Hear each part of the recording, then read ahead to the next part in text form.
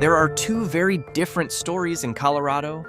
On one side, there are small towns where the median household income sits below $40,000, poverty rates reach double digits, and downtown areas slowly lose their pulse.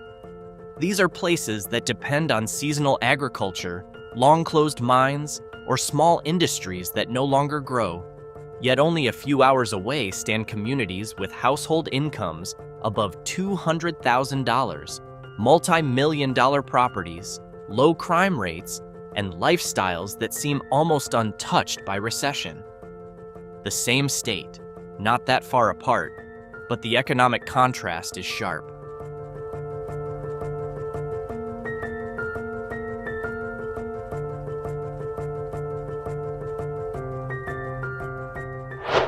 Located in Las Animas County, this small town is home to about 400 people. Statistically, the situation is challenging. The median household income is around $28,000, far below the Colorado average, which typically exceeds $80,000. The economy still leans heavily on small-scale sectors and the legacy of coal mining that faded long ago. Home prices are affordable, but that also reflects low demand and stagnant economic growth. The downtown area feels quiet, and many younger residents choose to leave in search of better job opportunities. Aguilar once had a lively history as a mining town in the early 20th century. Today, it feels like a place left behind by time, small, quiet, and working hard just to maintain economic stability.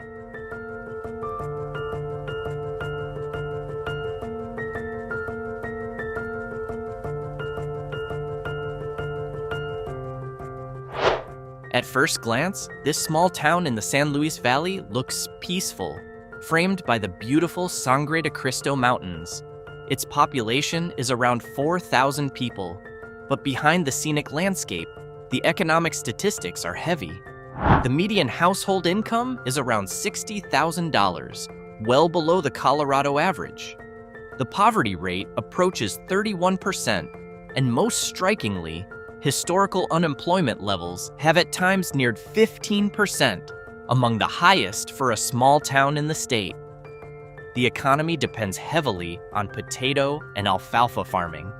The challenge is that agriculture often means seasonal work and thin profit margins. Industrial diversification is minimal. Monte Vista is also home to the Monte Vista National Wildlife Refuge, famous for the annual migration of thousands of sandhill cranes, which brings periodic tourism to the area. Still, outside of that seasonal activity, the town's economic foundation remains narrow and vulnerable.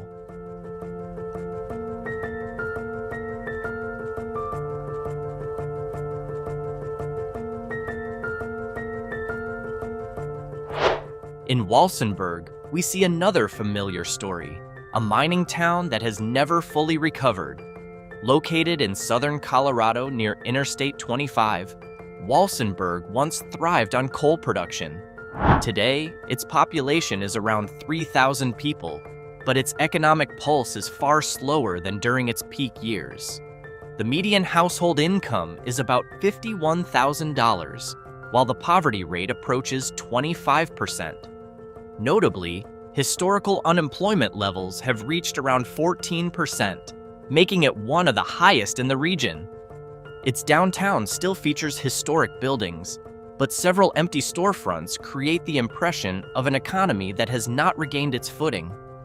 Housing prices are relatively low, though that also reflects limited demand and fewer job opportunities. Walsenburg is not abandoned, but it carries the visible marks of an industry that once defined it and then faded away.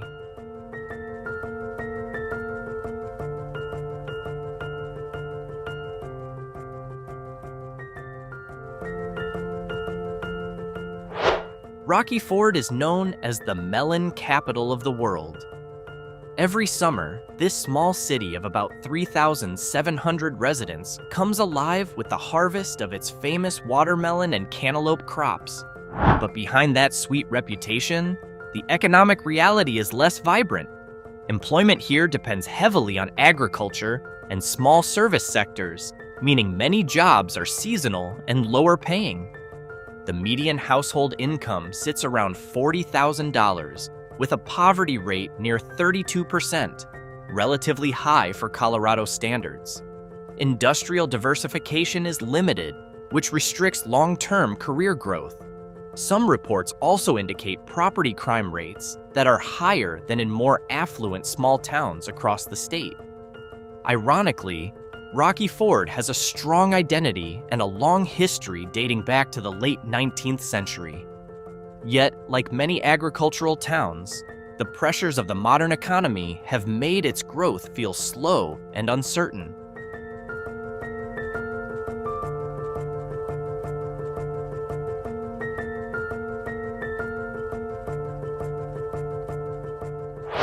From the sweet but fragile melon town, we move farther south to Las Animas. Its population is around 2,400 people, small and distinctly rural. Economically, Las Animas faces challenges similar to Rocky Ford, but with slightly heavier pressure.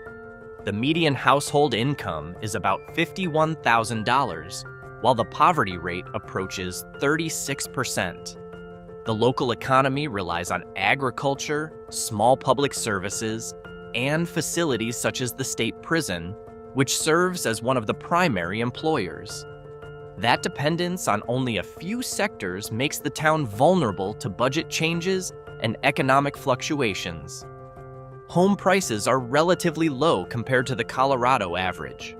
At first glance, that may seem like a positive sign, but it also reflects weak market demand and slow economic growth. Las Animas continues to function, but its financial foundation remains narrow.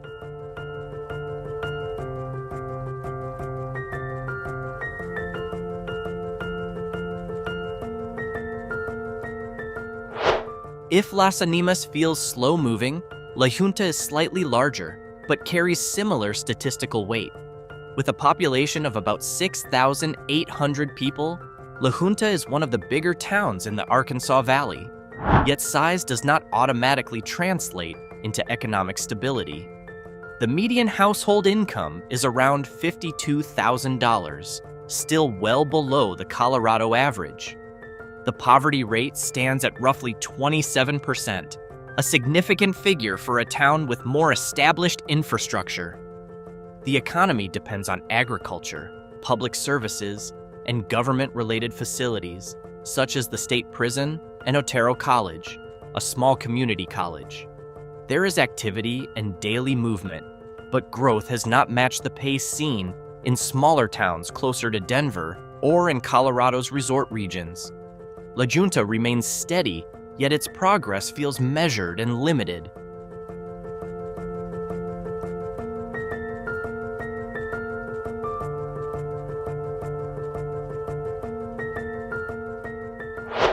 Now we move southwest into the heart of the San Luis Valley, Alamosa. With a population of around 10,000 people, Alamosa is larger than the towns mentioned earlier and feels more active.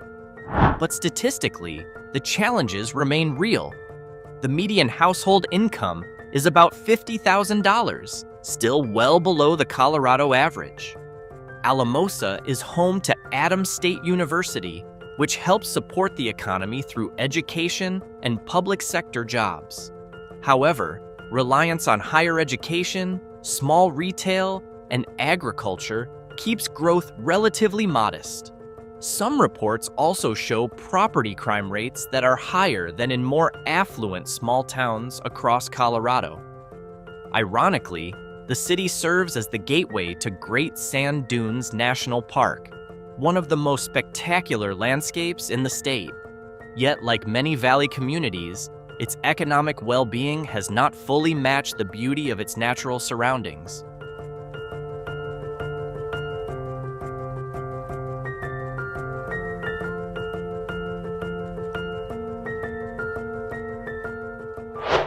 From Alamosa, which has some added energy from its university, we move to a much smaller community, Center.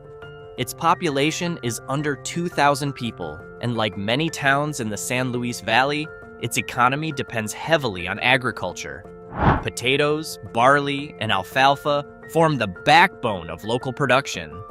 The challenge is that this sector is highly seasonal and sensitive to market prices.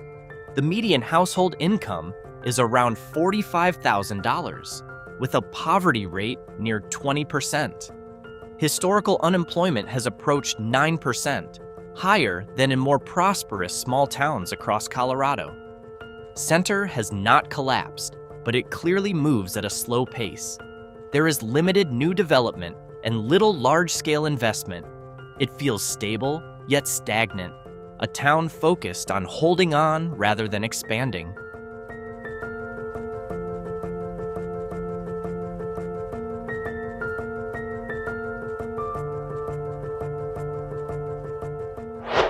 From the agricultural and slow-moving center, we head northeast across Colorado to Wray. Compared to several of the previous towns, Wray feels somewhat more stable. Its population is about 2,400 people, and like many rural communities, its economy is rooted in agriculture. Wheat farming and cattle ranching form the backbone. What sets it apart slightly is the presence of a small regional medical facility and a relatively stable school system, which provide an additional layer of local economic support. The median household income is around $57,000, somewhat higher than in Center or Las Animas. Poverty levels are generally lower than in several towns already discussed, though still above the state average. Unemployment is not as high as in places like Monte Vista or Walsenburg, making Wray feel more resilient than distressed. Interestingly, the town is known for the Greater Prairie Chicken Festival, a unique local tradition that helps bring the community together each year.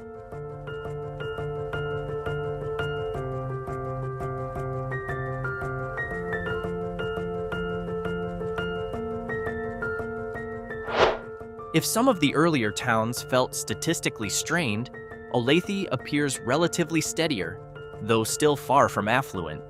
Its population is around 2,000 people, and like many small towns in western Colorado, its economy centers on agriculture.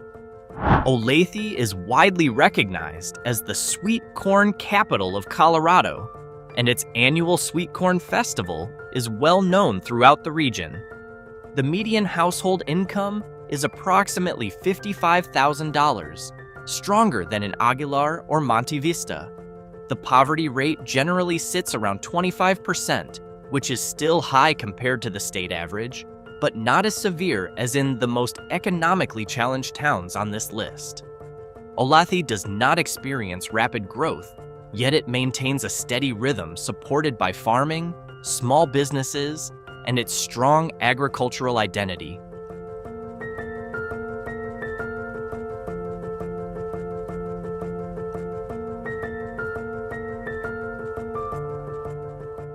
But Colorado is not only about struggle. Now we turn the direction around. From valleys marked by stagnation, we climb toward elevated communities shaped by prosperity. From towns with poverty rates of 25 to 30%, we move to neighborhoods where household incomes reach into the hundreds of thousands of dollars. From empty storefronts to gated enclaves with multi-million-dollar properties and very low crime rates. The contrast is sharp, and that contrast is exactly what makes it compelling. Because within the same state, separated by only a few hours of driving, entirely different economic realities exist.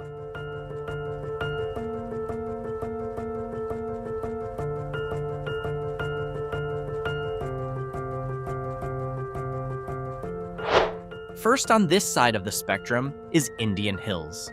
Located in Jefferson County, about 30 to 40 minutes from Denver, Indian Hills has a small population of roughly 1,300 people. Economically, however, it stands on far more stable ground. The median household income is around $178,000, nearly double that of several of the struggling towns mentioned earlier. Poverty levels are low, and crime rates are also low for a small community near a major metropolitan area. What makes Indian Hills notable is not just the numbers. The town is surrounded by pine forests and peaceful mountain landscapes. Many residents are professionals who work in Denver but choose to live in a quiet rural setting. It is not a flashy resort town, but the combination of access to a major city, natural surroundings, and strong economic stability makes Indian Hills a perfect bridge into Colorado's more affluent small-town tier.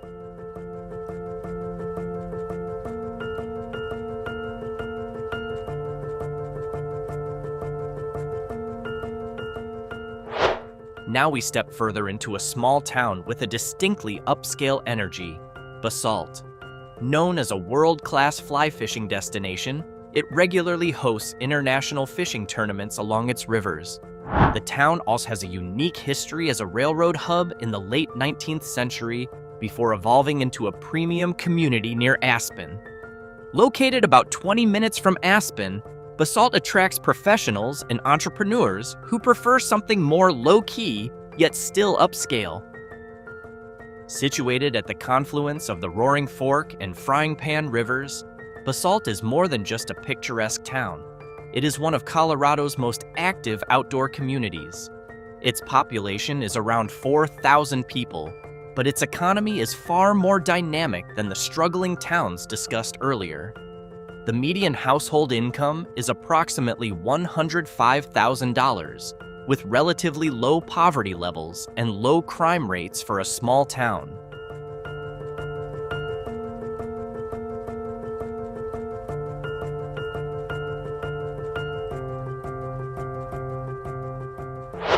If Basalt carries a river and adventure energy, now we shift to a small town with a classic feel and an exceptionally tight-knit community, Niwot. The town is also known for strong schools and a family-oriented atmosphere. Many professionals working in Boulder or Longmont choose to live here because it offers a quiet setting while staying close to major technology and education hubs. Located in Boulder County, about 15 minutes from Boulder and 45 minutes from Denver, Niwot feels like a polished and established Old West-style town. Its population is around 3,700 people, yet economically, it sits well above average. The median household income is approximately $146,000. What makes Niwot stand out is its small but charming downtown, filled with art galleries, local boutiques, and cafes. It even hosts a unique tradition called the Rock and Rails Summer Concert Series. Free concerts held near the railroad tracks that become a centerpiece of the community each summer.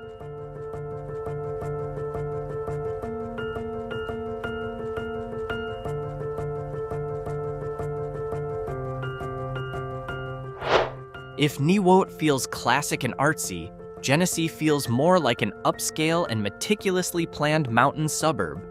Located in Jefferson County along Interstate 70 between Denver and Colorado's ski regions, Genesee occupies a highly strategic position. Its population is under 4,000 people, and economically, it sits firmly in the elite tier. The median household income is around $168,000, with very low poverty levels and low crime rates for a mountain community. What makes Genesee particularly interesting is that it was one of the first communities in Colorado to develop a modern mountain housing model with a large homeowners association system and protected open space. The area also features roaming herds of bison in nearby Genesee Park, a distinctive symbol that sets it apart from an ordinary small town and reinforces its unique blend of suburban planning and wild landscape.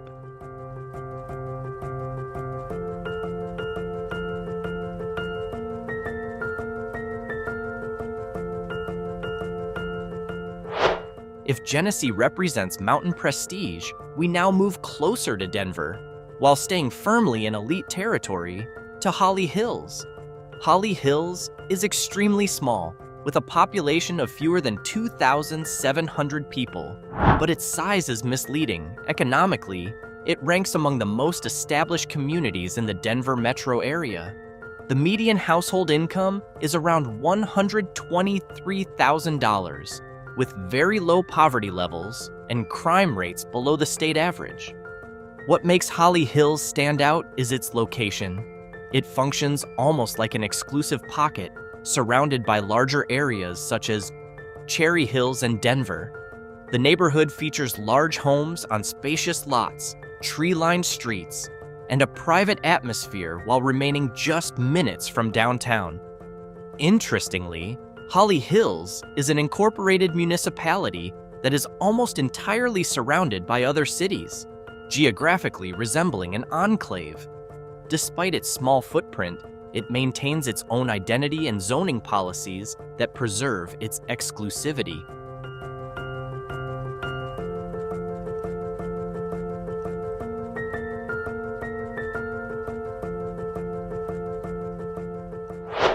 Castle Pines Village feels like a community designed around privacy and prestige. With a population of about 5,500 people, it clearly falls into Colorado's elite category. The median household income can reach around $250,000, with extremely low poverty rates and low crime levels, supported by its gated structure and private security presence. What truly distinguishes it is that much of the area lies within a gated community offering controlled access and around-the-clock security. Many homes are valued in the millions of dollars, featuring views of the Front Range and access to premier golf courses such as Castle Pines Golf Club. Major tournaments like the International were once hosted here. Located roughly 40 minutes from Denver, the community attracts executives and business leaders seeking a balance of metropolitan access, mountain scenery, privacy, and a carefully maintained environment.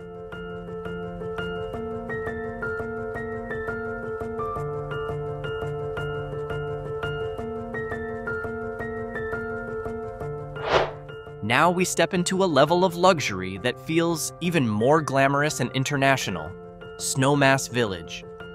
Located about 15 minutes from Aspen, Snowmass Village is one of the most well-known resort towns in Colorado. Its population is small, around 3,000 people, but its economy operates at a very high level. The median household income is often around $107,000, with very low poverty levels and relatively low crime rates for a premium tourist destination.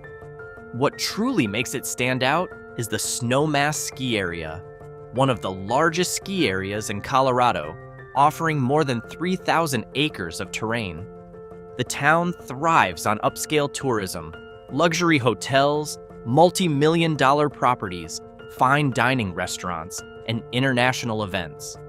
Interestingly, in 2010, during the construction of a reservoir, workers uncovered a significant Ice Age fossil site, revealing thousands of mastodon and other prehistoric animal fossils, an unexpected layer of history beneath an already world-class destination.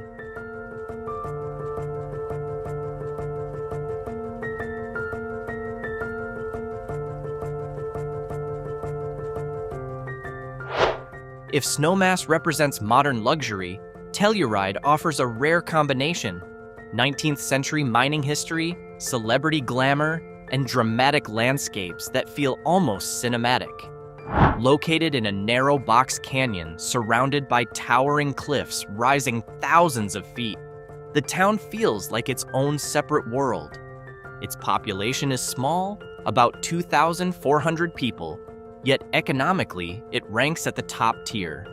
The median household income is often around $102,000, with average property values in the millions and relatively low crime rates for a resort community. Many second homeowners, investors, and public figures choose to live or vacation here. An interesting historical note: Telluride was the site of Butch Cassidy's first recorded bank robbery in 1889. Today, however, It is better known for the Telluride Film Festival and its world-class ski resort, blending Old West history with modern exclusivity.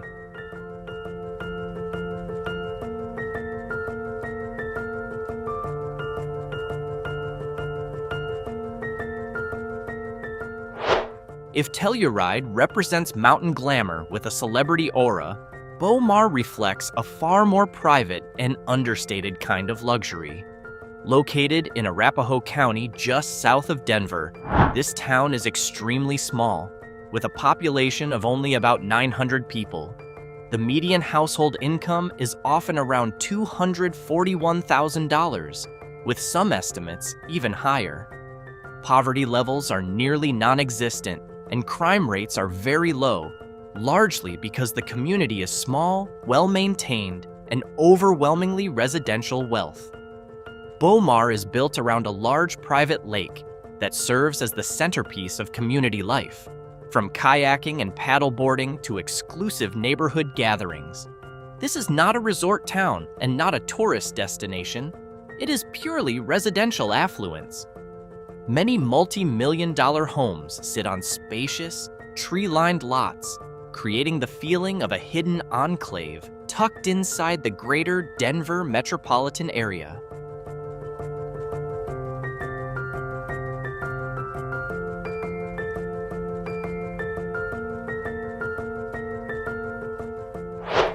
And finally, we arrive at the statistical peak, Columbine Valley.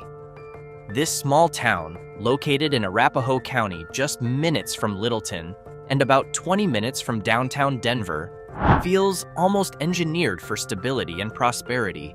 Its population is under 2,000 people, small, private, and exceptionally established. By the numbers, it stands out clearly. The median household income can reach around $250,000, among the highest for small towns in Colorado. Poverty is barely visible in the data, and crime rates are extremely low. The landscape is dominated by large, multi-million-dollar homes on expansive lots, with meticulously maintained streets and greenery. Columbine Valley surrounds the Columbine Country Club, an exclusive golf course that anchors much of the community's lifestyle. Many executives, senior professionals, and business owners choose to live here for the combination of close access to Denver, privacy, and sustained economic strength.